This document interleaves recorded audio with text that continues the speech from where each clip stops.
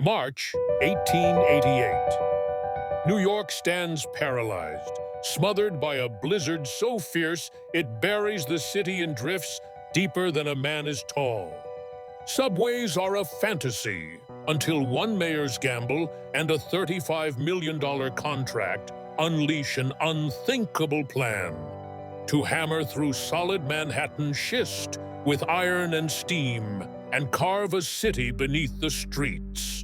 The official story credits ambition, but it was immigrant grit and monstrous steam shovels that waged war on the world's hardest rock and changed America forever. What drove these men to risk everything underground? And how did these machines forge the New York subway's hidden empire? The real story behind the steam shovels that dug America lies just below your feet. Snowdrifts piled higher than carriage roofs. For days, teams with shovels and horses struggled to clear Broadway, but the city's heart stayed frozen. Streetcars vanished beneath white mounds. Deliveries stopped. People trudged through tunnels of snow, searching for food and coal. The blizzard of 1888 didn't just paralyze New York, it exposed a weakness. Surface travel, once the pride of the city, couldn't stand against nature's force. Inside City Hall, Mayor Abram Hewitt paced, watching the city grind to a halt. Hewitt, later called the father of the subway, had warned that New York needed to move underground. Now, with shopkeepers desperate and councilmen arguing over costs, his vision gained urgency. Hewitt pushed the council to act, championing a plan that would cost $35 million, a sum almost unthinkable at the time. Arguments raged over risks and debts. But with the city's lifeblood cut off, hesitation faded. Hewitt's persistence paid off.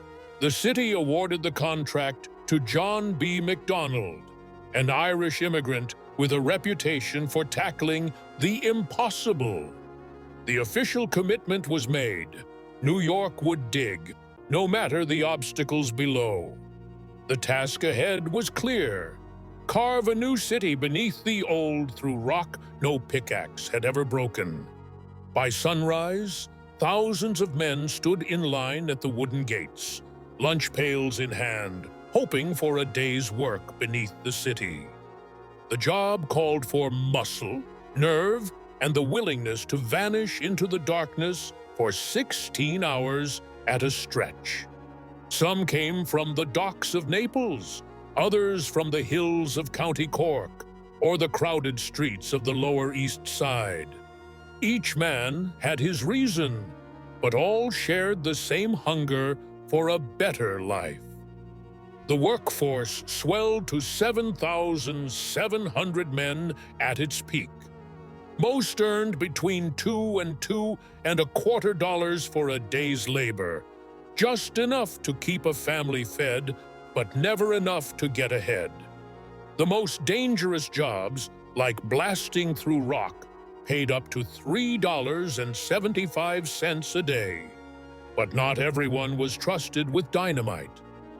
Miners with experience from Pennsylvania, coal, or Welsh quarries claimed those spots, while the rest dug, hauled, and sweated in the muck. 70% of the men swinging picks and shovels were Italian. Many had arrived in New York within the past decade, recruited by labor agents who promised steady pay. Irish men, more established in the city, filled the ranks of foremen and contractors, their English and connections making them natural bosses. Germans, Poles, Greeks, and African Americans joined the lines too, each group settling into its own rung on the wage ladder. Every man knew his place. The Irish gave orders, Italians dug, and newcomers watched, hoping for a chance at the next open spot. For most, The subway was a ticket out of poverty, but it came at a cost. Long hours, cramped boarding houses, and the ever-present risk that today's shift might be the last. Yet, day after day, the line at the gate never shrank. The promise of steady work and a few dollars was enough to keep the city's human engine running, even as the machines waited to take their turn. Steam shovels lined the trench from dawn, their iron arms swinging with a precision that seemed almost human.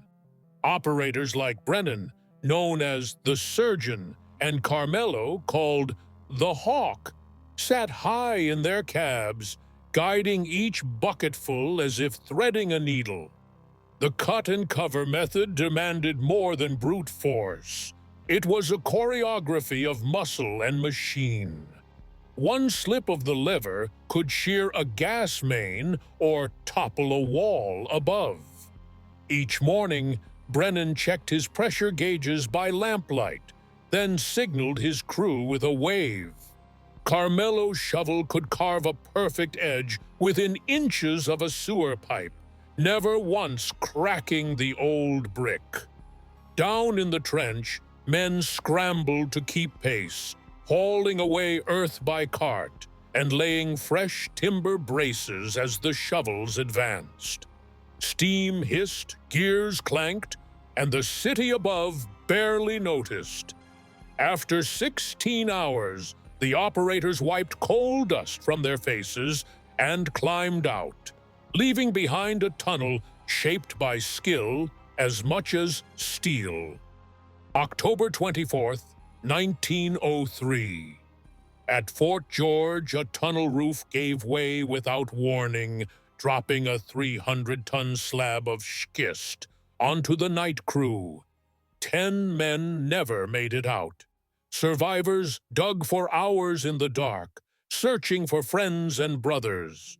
The city paid for coffins, but the families bore the loss. That collapse was the worst single disaster of the subway's early years, but not the only one. Gas explosions, cave-ins, and runaway carts claimed dozens more. Each payday, men lined up again, knowing the risk. The scale of the work defies easy measure. By the time the first 40 years were done, 3.5 billion cubic yards of earth and rock had been hauled out, enough to fill nearly 3 Empire State Buildings. The tunnels stretched 245 miles, some running so deep that the 191st Street station sits 180 feet below daylight. Today, steel and concrete from those years still carry millions of riders. The trains thunder through chambers shaped by men whose names are mostly forgotten.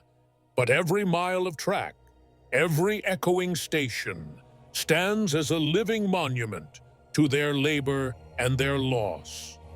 Between 1900 and 1940, steam shovels and over 7,700 immigrant workers excavated 3.5 million cubic yards of rock, enough to fill 50 Empire State Buildings, to build 245 miles of New York subway tunnels. Operators like Brennan and Carmelo guided their machines by lamplight, while workers faced dangers ranging from gas explosions to tunnel collapses, such as the Fort George disaster of October 24th, 1903. Many names and personal stories remain lost in city records, and the complete toll of lives changed or lost is still not fully documented. Yet, the legacy is clear. Every day, 5 million people travel through tunnels carved a century ago beneath streets once paralyzed by the blizzard of 1888. The iron machines and those who drove them turned New York into a modern metropolis, proving, with every passing train, the enduring impact of their labor.